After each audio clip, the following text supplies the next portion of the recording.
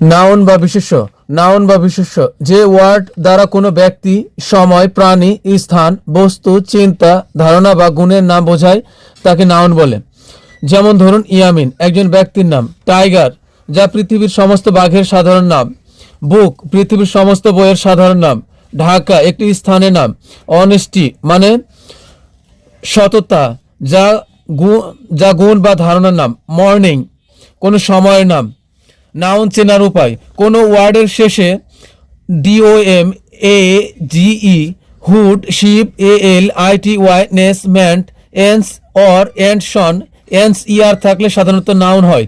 আমরা এইভাবে পড়তে পারি: dom, age, hood, ship ALITY, ness, ment, ence, or, ent, tion NSER থাকলে নাউন হয়। এগুলা যদি কোনো ওয়ার্ডের শেষে থাকে তাহলে আমরা ধরে নিতে পারি সেটা নাউন।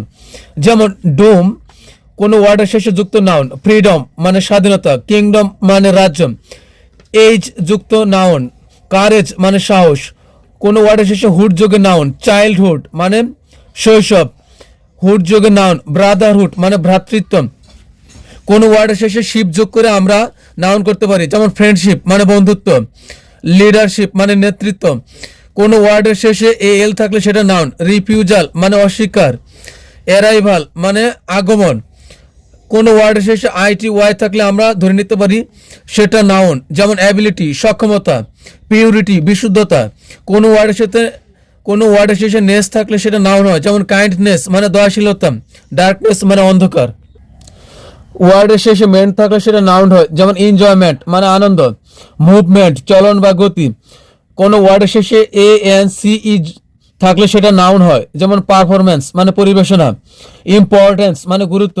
কোনো ওয়ার্ডের শেষে আমরা OR যুক্ত করে সেটা নাউন করতে পারি, যেমন অ্যাক্টর মানে অভিনেতা। ক্রিয়েটর মানে সৃষ্টিকর্তা। ওয়ার্ডের শেষে ENT থাকলে সেটা নাউন হয়, যেমন স্টুডেন্ট মানে ছাত্র ছাত্রী বা শিক্ষার্থী। প্রেসিডেন্ট মানে রাষ্ট্রপতি। কোনো ওয়ার্ডের শেষে আমরা TION শন যুক্ত করে সেটা নাউন করতে পারি, যেমন এডুকেশন মানে শিক্ষা। ক্রিয়েশন মানে সৃষ্টি। কোনো ওয়ার্ডের শেষে ENCE যুক্ত করে নাউন করা যায়, যেমন সাইলেন্স মানে নীরবতা। ডিফারেন্স মানে পার্থক্য। আবার কোনো ওয়ার্ডের শেষে যদি আমরা ER দেখি বা যুক্ত করি সেটা নাউন হয়, যেমন টিচার মানে শিক্ষক। রাইটার মানে লেখক।